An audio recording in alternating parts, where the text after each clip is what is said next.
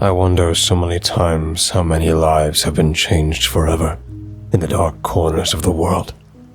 How many courses altered, shifted, or stopped altogether with a simple twist of fate.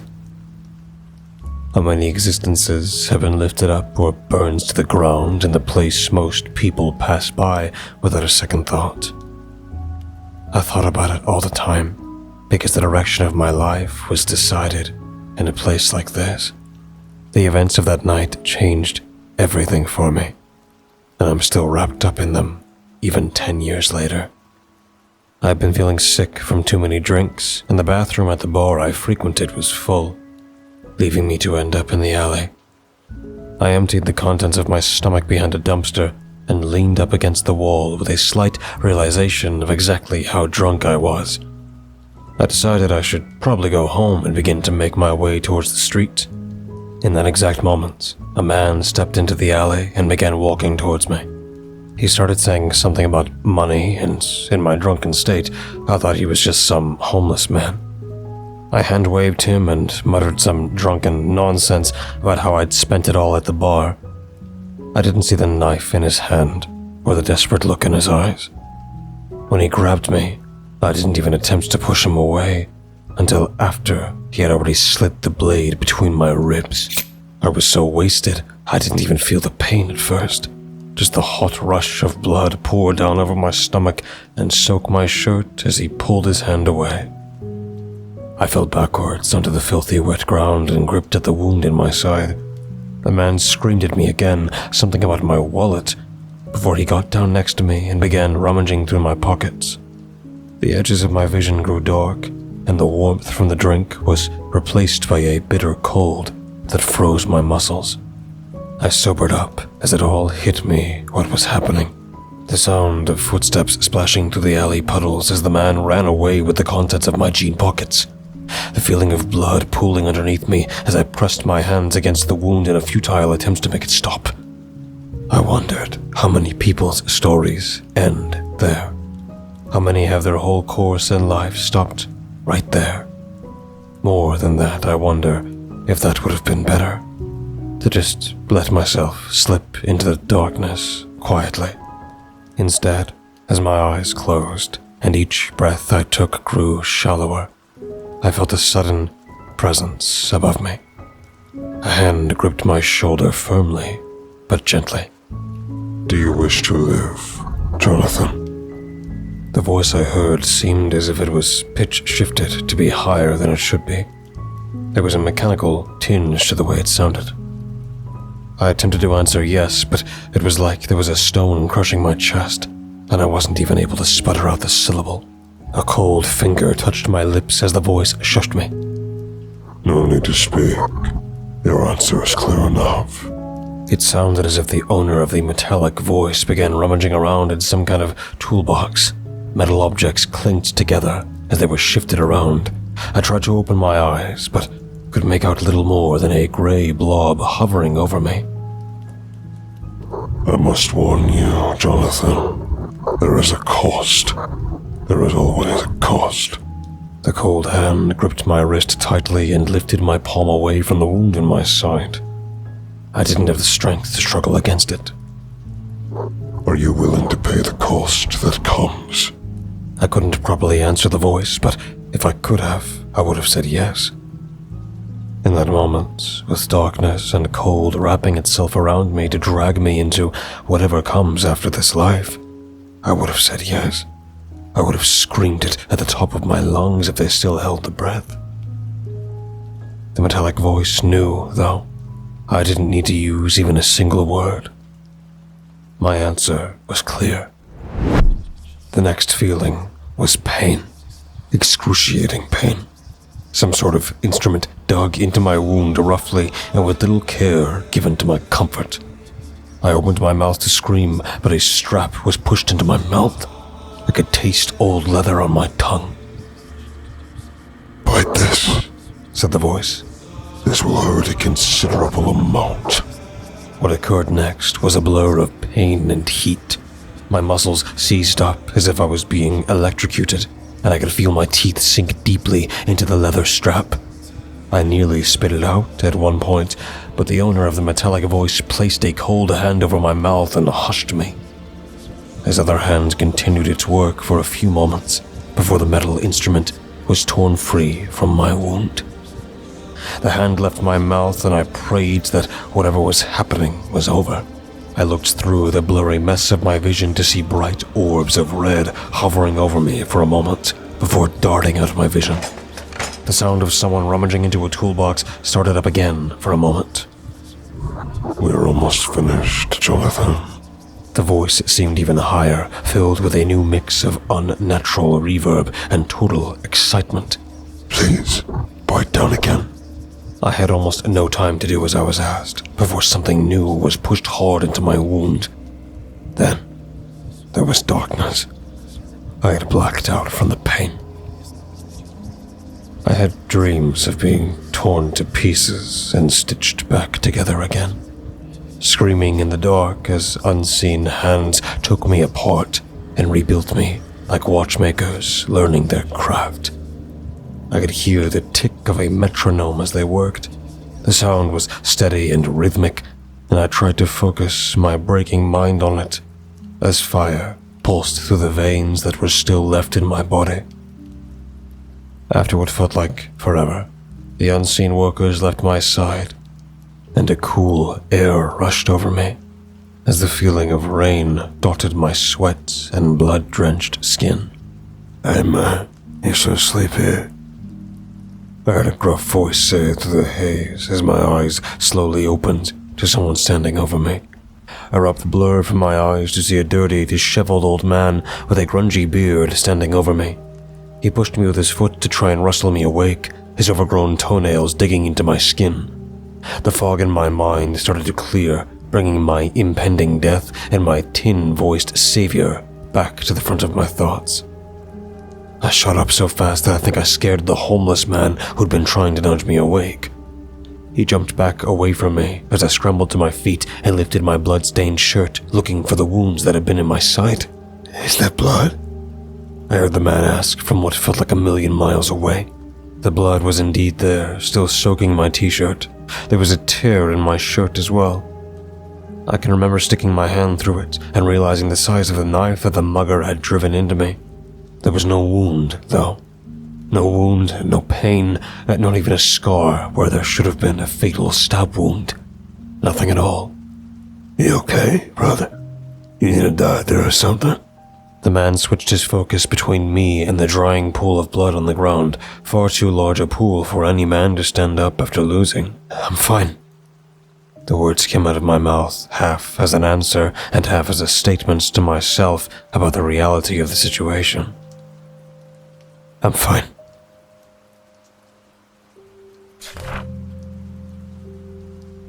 My tin-voiced doctor had vanished, and with him the thought of his mentioned cost. Occasionally, over the last 10 years, the memory of my agreement to incur some great cost popped into my head, but when a debt isn't staring you in the face, it's easy to forget about, even more so when you're faced with the miracle of simply being alive. Eventually, I even convinced myself that the cost must have been the pain I endured that night. The memories of feeling torn to shreds still invaded my dreams from time to time, after all. I should have known better, though. I should have appreciated the time I was given before collection came. 10 normal, happy, and healthy years. 10 years in which I found my wife, Ella, and had my son, Thomas. 10 years in which I went from a depressed and heavy-drinking kid fresh out of college who was lost to his place in the world, to a proud high school history teacher and family man. 10 short years that I didn't look at with nearly enough joy and wonder. 10 years where I never got sick, not even a cough or sniffle. Where I felt healthy, hearty, and prepared for anything. I wasn't prepared, though. It wouldn't even be possible for me to prepare myself for when my savior would re-enter my life with the expectation of collecting what he was owed. I pulled the ringing phone from my pocket and looked at the caller ID. The number was blocked. I threw the phone down on the seat beside me and ignored it. I had just finished a rousing round of parent-teacher meetings, and I was exhausted. I certainly didn't feel like talking to some telemarketer. The sun was setting over the highway as I drove towards home. The sky was cast in a mixture of orange and purple. It was a beautiful sight. The serenity of the scene was cut through by the sound of my phone ringing again. I picked it up to see another number I didn't recognize. When I didn't answer, this was quickly followed by a third number I didn't know. Then a fourth. Just as I was beginning to get frustrated and annoyed with the explosion of strangers calling my phone, a text message popped up from yet another new number. Answer your phone, Jonathan. My frustration was replaced by a sudden cold feeling in my gut and a tightness in my chest. The same text repeated over and over again between each call to my phone. My heart thundered in my chest as I pulled off to the side of the road and answered the latest strange number. Hello? There was a long pause filled with the hiss of white noise before I heard some shuffling on the other end of the line. Hello? I said, with more agitation and fear this time. I don't know what kind of game you're playing at here, but this isn't funny. There was a whir like a machine starting up and a clicking noise. The white noise suddenly cut off, and the other end of the line was totally silent. I almost assumed whoever had been calling hung up on me, but before I took the phone from my ear, I heard another click, followed by a sudden and far too loud voice of a woman. Hi, is this Mr. She paused as if reading my name off of some list. Jonathan Byers? Her tone was cheery and friendly, as if she was about to sell me something. Yeah, speaking, I said back. I was a bit caught off guard by her secretary's voice and her calm demeanor. The frantic nature of the texts and calls had me expecting all kinds of things on the other end of the line, but certainly not this. Mr. Byers, I'm calling today to collect a debt. Any information obtained today will be used for that purpose. Do you mind if I record this call for quality assurance purposes? My heart sunk into my chest. I didn't owe any outstanding debts that I knew of, besides one. The tin-voiced man in the alley. The one who saved my life. Still, I asked the question I already knew the answer to. What is this regarding? I could hear the fear in my voice, unsure of what my miracle would finally end up costing me. Let's see here. She sounded as if she was shuffling through paperwork on the other end of the line, caught off guard by my question. This will be payment for services rendered by one of our physicians. I swallowed the lump in my throat to the confirmation of what I'd feared, but found myself unable to respond. After a few seconds of silence, she continued. Mr. Byers, we have some instructions for you to follow, and I highly suggest you follow them all to the letter. Her words were threatening, yet her tone still remains polite and consistent, an unbreaking customer service voice. Our physician's payment requests can be a bit more complicated than some of our other agents. Do you understand? I nodded my head to signify that I understood, and then realized I was talking on the phone. Yes, I finally responded. That's fantastic, Mr. Byers. I heard the shuffling of more papers and what sounded like typing. Far behind the woman and her actions, I heard what sounded like a growing white noise, underlaid with quieted screams. The sounds were subtle, but they were certainly there. I'm going to hang up with you in a minute. After I do, you will receive a text with an address in it. We are going to need you to go there and wait for further instructions. An address? I didn't understand. The screams behind the woman grew louder. What address? Why? You'll find out when you're there, I'm quite sure. She paused for a moment, and deep in the white noise, I heard a cry for help. I'm going to hang up now. We probably won't talk again for a while, so I do hope you have a wonderful rest of your day, Mr. Byers. You too. I said the words reflexively, and no sooner had they left my mouth did I hear a shriek of pure terror on the other end of the line, followed by a click.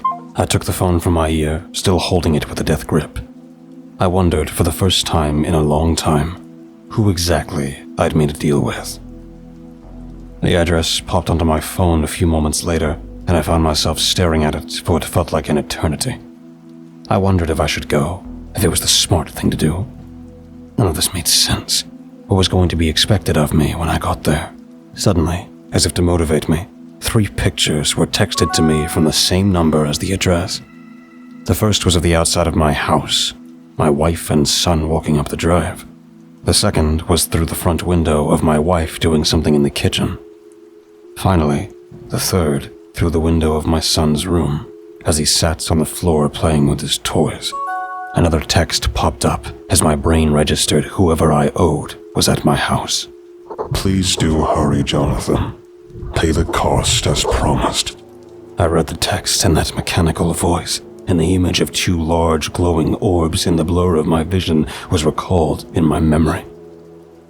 I started the car back up and nearly peeled out as I stepped on the gas and headed towards the address I'd been given. The place I had been instructed to go to was a house in a quiet neighborhood. Most of the houses looked like they contained families. I could see some of them through their front windows sitting down to dinner. I realized my own wife must be concerned at where I was, and texted her that parent-teacher conference had run late, and I had a few extra things to finish up at the school. She told me she understood. She told me she loved me, and would leave dinner in the oven for me. I felt like shit lying to her, but even trying to explain what was going on seemed impossible, especially considering I didn't really know myself. I considered warning her about the pictures I'd gotten, but decided that was too risky. Whoever was doing this to me seemed all too capable of knowing what text I'd sent, and it was not a chance I was willing to take. I sat parked in my car with my phone in my lap, waiting to hear what was expected of me. The house I'd been told to go to was like the others around it. A typical suburban home, beige colored with a brown door. All the lights were off and the shades were drawn, making it seem as if no one was home. Staring at the house led me down corridors of speculation regarding what I was going to have to do there. Corridors best left unexplored.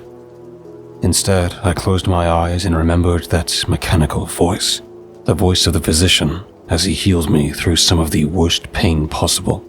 I drifted back to the dark where I was torn apart and nearly lost myself there when my phone rang, snapping me back to reality. I answered the unrecognized number, and before I could say hello, I heard his voice. Hello, Jonathan. I trust I'm finding you in good health. It was still high-pitched and mechanical. I would confuse it for an artificial voice if the inflections of emotion weren't so perfectly placed. It was something alive. Yes, I responded timidly, scared to ask the question that was in my head. I expected nothing less. There was a sense of pleasure in his statement, pride in his work. I know you're more than likely eager to hear how you will settle your debt with me, but worry not. It could be simpler. He waited for my response, but I gave none. I simply let out a heavy breath in the receiver and waited to hear what was next. Well then, I suppose I shouldn't leave you in suspense. The man who lives in that house will be coming home soon. He is a middle-aged gentleman, no family, and few friends. You'll be able to recognize him by his large framed glasses and balding head. I would hate for you to make any kind of unforeseen mistake. Mistake? I felt my stomach sink as I listened for the part I was to play. Yes, Jonathan. I would be quite unhappy if you killed the wrong man. There it was. What I'd known in my heart was coming all along. I was to be this physician's personal assassin for whatever reason he deemed appropriate. I felt as if I was going to throw up, but managed to hold it back. I didn't have the stomach for this, nor the constitution. I was a teacher, not a killer. You want me to kill someone? My voice shook. I don't think I can do that. Whatever else you want, but I can't do that. Life is the only thing that pays for life, Jonathan. I told you the cost would be high, and you accepted. The tin voice sighed, and it sounded like the release of steam. I suppose we can always go with the alternate form of payment. What alternate form of payment? I eagerly asked the question as soon as his words hit my ears. I was ready to do nearly anything else. I sent you some pictures, Jonathan. Think about those, and then consider how eager you seem to be at the idea of alternate payment. The voice lacked malice. It was as cold and calculated as one would expect a surgeon to be. He threatened the death of my family and never treated it as anything more than a transaction. I had nearly forgotten that he was at my house, that he was watching them. I had no way around this. I sat there, listening to the occasional machine-like sigh of the physician for what felt like forever, trying to come up with some way to escape what was happening. His voice finally broke the quiet. You were wise not to warn them, you know. I would have taken them as payments before she even had the chance to react. Tears started to leave my eyes at the thought of that. My building frustration collected in the pain behind my eyes and forced them out down my cheeks. I don't want them, though, Jonathan. I have personally selected a most viable candidate who should be arriving at the house you are parked in front of in under 3 minutes. There was a barely detectable perk up of excitement in his voice. You need only do your part, and your debt is clear. Your wife and child never the wiser, and happy to have you alive and well. I clenched my teeth so hard I thought they might break and slammed my fist against the steering wheel. My options were low, and my strength was fading. I didn't just want to say no. I wanted to scream it into the phone receiver. Every ounce of me wanted this to not be real. I'll do it. The words spilled out of my mouth in a defeated voice. Excellent choice, Jonathan. His tin words scraped my eardrums. It's the best option for both of us. Yeah, I answered, just in time to see a car pulling into the drive of the beige house with the brown door. The man who got out was balding and wearing large framed glasses on his pudgy face. He was built like you would expect any middle-aged man to be, with some weight on his sides and belly. He walked up the drive to his front door and disappeared inside. Look under your seat, Jonathan.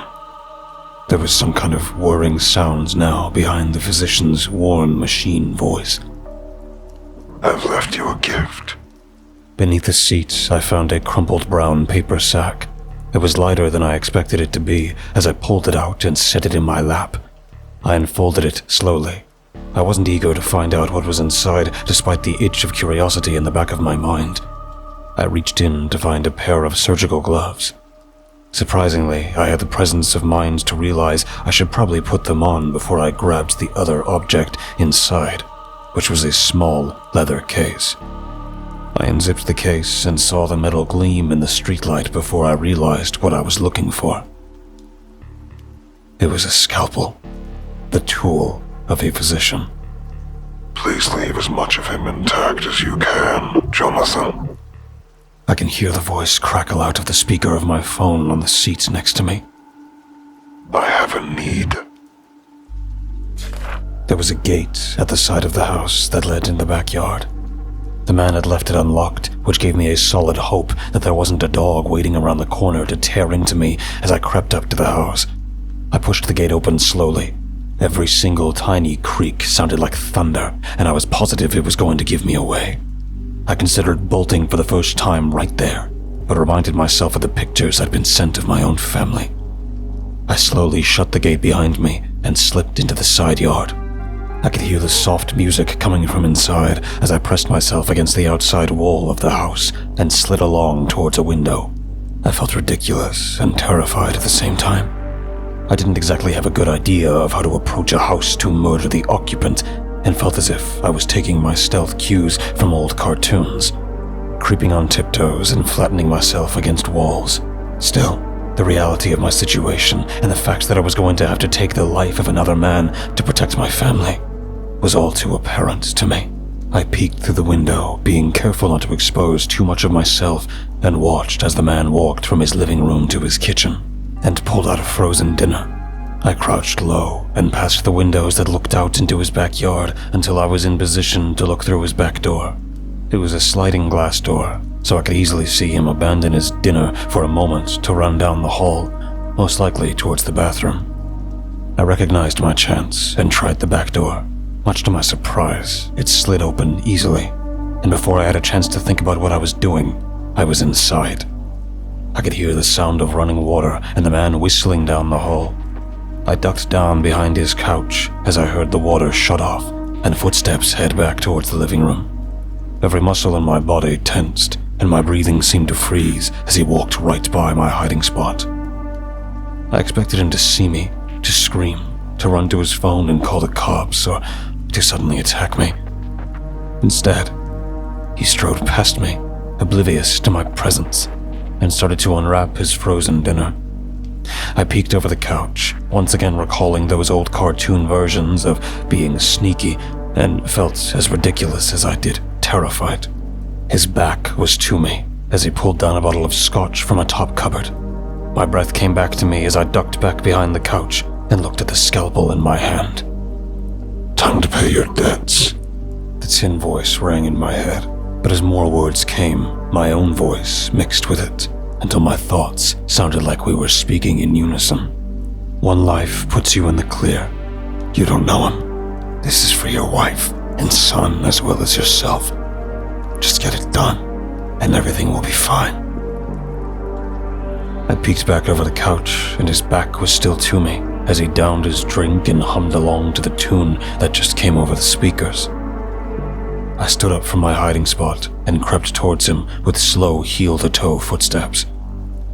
He just stood there, tapping his foot on the kitchen floor and humming, entirely unaware of the danger in the room with him. Am I really going to do this? I thought to myself. Of course you are. The tin voice thought back at me. I was little over an arm's length away when suddenly the man turned around. I don't know if he sensed my presence or if he was just ready to pop his frozen dinner in the oven, but I quickly found myself face to face with him. His confused eyes grew wide, and he stopped the gleaming metal scalpel clenched in my fist, and the rest all happened so fast. It's very much like trying to clearly remember that drunken night that brought me into this situation in the first place. I heard his glass shatter as it hit the ground. He was starting to shout something as he attempted to run past me, but I brought the scalpel up, as if it was a reflex, and drove the tip into his throat. His scream was cut off as I felt warm blood pump out over my hand and quickly let go of my weapon. His mouth gaped open and he pawed at me with one hand and clutched at his throat with the other. I backed away and wiped my bloody hand on my shirt as if that was going to make some kind of difference in how disgusting I felt. He stumbled forward after me, gurgling and sputtering out words I couldn't understand. He finally pulled the scalpel from his throat with a sickening wet sound and threw it to the ground. The blood poured from his neck even faster. I kept backing away and started repeating the words, "I'm sorry," over and over again, even as I tripped over the couch behind me and fell onto his softly carpeted living room floor. Even as he collapsed in front of me with a large pool of red collecting underneath his quickly dying body. I just kept repeating those words over and over again in a panic. He lifted his head one last time and looked at me with eyes that asked, "Why?" Then fell limp in silence forever. I ran to his bathroom and vomited. I turned the faucet up to be scalding hot and took my bloody shirt off. I looked at my empty, reddened eyes in the mirror and felt like throwing up again. Instead, I washed my hands in the burning water and murmured to myself about how I had to do it, how it wasn't my choice. Suddenly, my phone rang and caused me to jump backwards, nearly tripping over the toilet behind me. I pulled the phone from my pocket and saw that it was another number I didn't recognize. It was them. I held the phone to my ear and spoke a tentative, "Hello?" Hello, Mr. Byers. I'm calling to collect a debt. Any information today will be used for that purpose.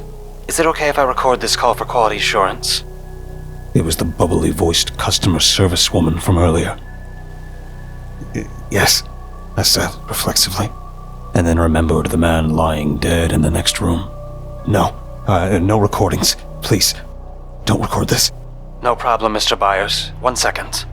I heard a whir of noise and a click, then something that sounded like a man laughing. There was a quick hiss of static, and then her voice popped back onto the line. Okay, Mr. Byers. As per your request, we've stopped the recording. "Thank you." The words fell out of my mouth like broken teeth. I felt sick to my stomach still, and sweat was dripping down my forehead. I fell against the wall and slid down into a sitting position. Of course, Mr. Byers. There was the sound of shuffling papers, and somewhere in the distance, there was a scream of agony so faint I could barely hear it. We've received confirmation that your debt has been paid in full, and we've taken our agents off of the alternate means of collection. You mean the people watching my fucking family? I spit out a sudden rage, remembering that the person behind this friendly voice was involved in all of this. Yes, sir. Believe me that we are just as happy about this as you are. It's always nice to have compliant debtors, especially those who repay so quickly and efficiently. Outside the bathroom, I could hear the sliding glass door open again, and I jumped to my feet, my stomach lurching as it did so, and my heart nearly jumping out of my chest. I could hear movement in the living room, and found myself shrinking backwards away from the closed bathroom door. Someone's here, I whispered to the woman, not sure as to why I'd think she cared. That would most likely be the physician. Your physician. He's probably come to collect what he was owed. I highly suggest you stay in the bathroom, Mr. Byers. There was a motorized whir from her end of the line, like some small machine spinning up. Your debt is paid. He will leave soon, and you can go about your life. No one will ever find out about this. He was there, the physician, the one who saved my life, the one who threatened my family, the one who pushed me to kill that man on his behalf. He was right outside the door and down the fucking hall.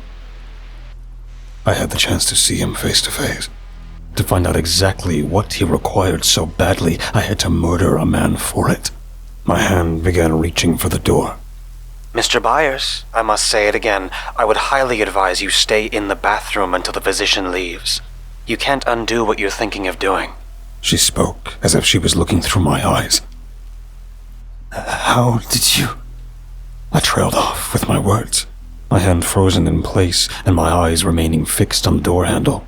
It doesn't matter. I'm telling you this for your own good, Mr. Byers. There was another faint scream behind her, followed by hissing laughter. The mundane sound of fingers typing on a keyboard followed quickly after. I'm removing your debt from our records as we speak. You're in the free and clear. Free and clear, I repeated, laughing at how little I felt as if I was free and clear. Blood washes off, Mr. Byers. The mind protects you from traumatic memories, and in time, you'll forget all of this. So calm. She was calm as she told me that eventually the murder I committed would be no big deal. A daily occurrence for her. A practiced platitude. What's out there? I asked her, swallowing the lump in my throat. Nothing you want to see. The only thing that awaits you out there is horror being permanently seared into your fragile human mind. Her tone shifted, darkened, and grew ominous. It's ultimately your choice, though, Mr. Byers. I wish you a wonderful evening. Another whirring noise, followed by a click that signified she'd hung up on me. She'd left me alone, with whatever was waiting beyond that door, with the choice and the warning. I reached again for the door handle. I was once again greeted by the sound of the most boring, easy listening music I'd ever heard as I opened the bathroom door and peered out into the hall. Not that it was so clear over the sound of my own heart thudding in my ears. I took my first steps out of the bathroom and looked down towards where the hall opened up into the living room. I swallowed hard, knowing that just beyond the couches I could see was the body of a middle-aged, balding man with thick glasses, his neck punctured by the scalpel I'd been given. I knew also that more than likely out there, where I couldn't see, was the physician himself, the former holder of my debt. The memory of those red orbs stirred inside my mind, and the feeling of being torn apart and put back together again was recalled by my nerves. I felt my eye twitch and tension run down from the base of my skull to my tailbone. My body didn't want to walk forward. It wanted me to run back into the bathroom and close my eyes in the vain hopes that I'd opened them in my own bedroom. I needed to go against every natural instinct I had to take that first step forward. It was a willful choice. Afterwards, my legs did the work on autopilot. A new sound filled my ears, an electrical, metallic hum to a tune I recognized. A hunched-over shape came into view from behind the couch where the body was lying. Broad shoulders wrapped in a worn leather overcoat shifted up and down, and a wide-brimmed hat jutted up from the lowered head. The physician was at work, and he hummed the tune of Somewhere Over the Rainbow as he did his business. Beyond his singing, I could hear the sound of flesh being very unsurgically torn from flesh. This assumption was realized in great and horrifying detail as a bloody chunk of something was tossed over his shoulder, landing on the couch with a tiny splatter of blood. I gagged and quickly covered my mouth to muffle the sound. The sounds of the physician's vile work suddenly stopped, his shoulders no longer making their movements and his head raising from his focus. He'd heard me. Hello, Jonathan. His voice clicked like a machine switching functions. He held up a single finger, and I could see a metallic hand with hinged joints. It looked brass or possibly copper. At first I thought it was a glove, but as he wriggled his fingers, I could see individual pistons move the fingers, and realized I could see through the open parts of his hand.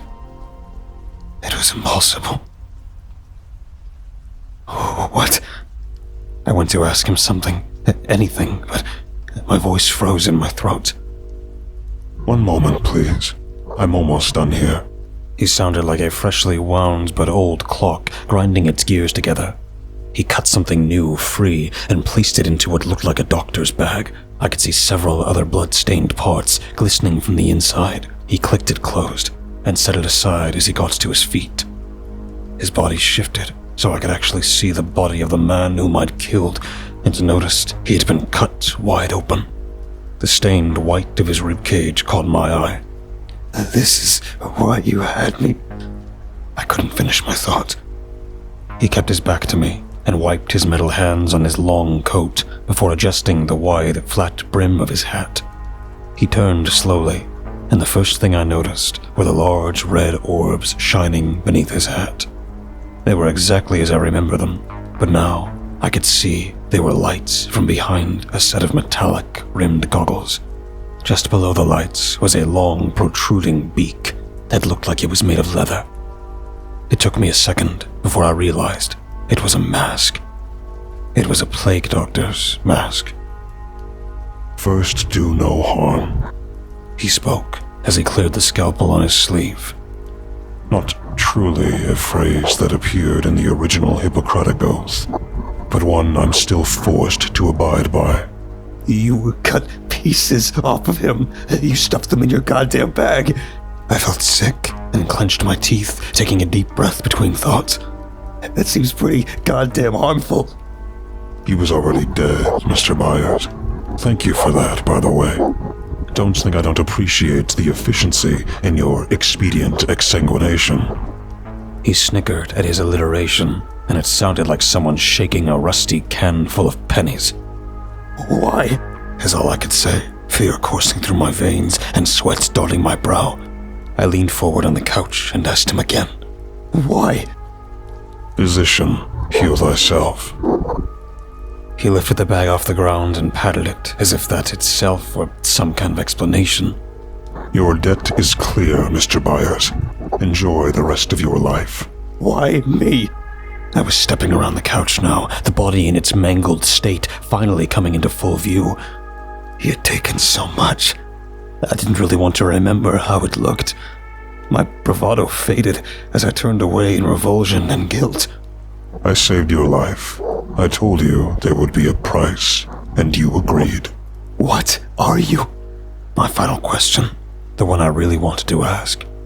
The one that might help explain what the hell was going on, how he saved me, who the debt collection agency was.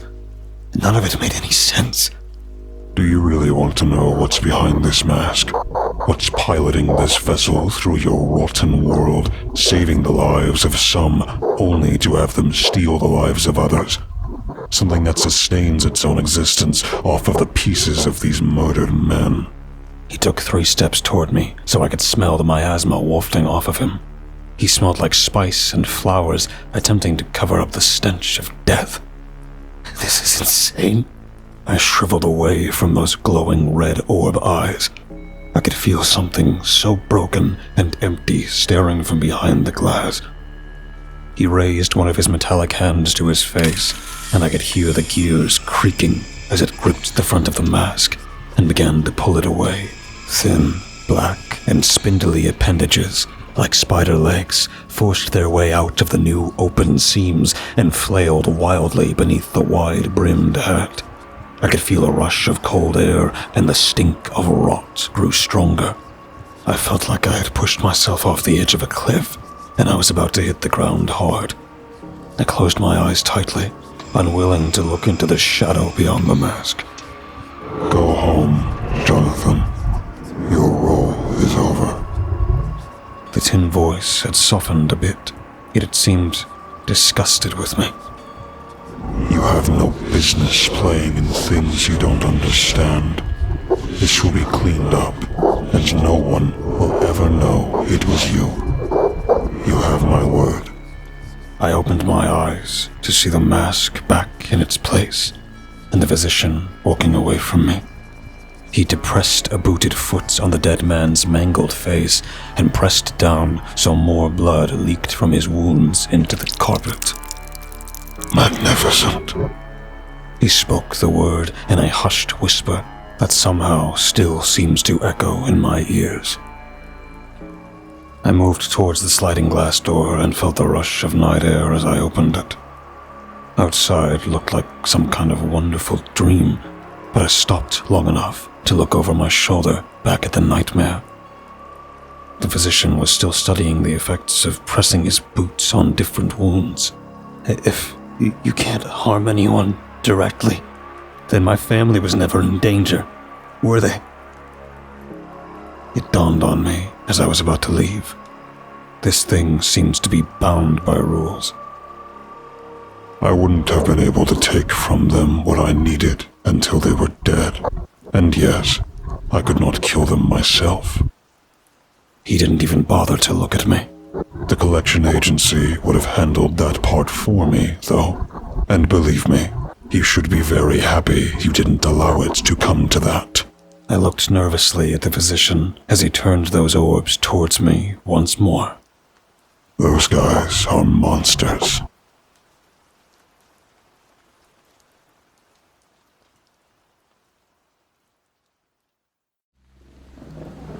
Thank you for listening and delving with me into the dark together. Please remember to leave a thumbs up and subscribe if you feel so inclined. The more engagement this video gets, the more YouTube will push my content to others. Thus, the following will grow. All stories read in this channel will be available on Spotify, iTunes, and just about everywhere else. Links in the description. Thank you for listening and feeding the cause. We'll be seeing you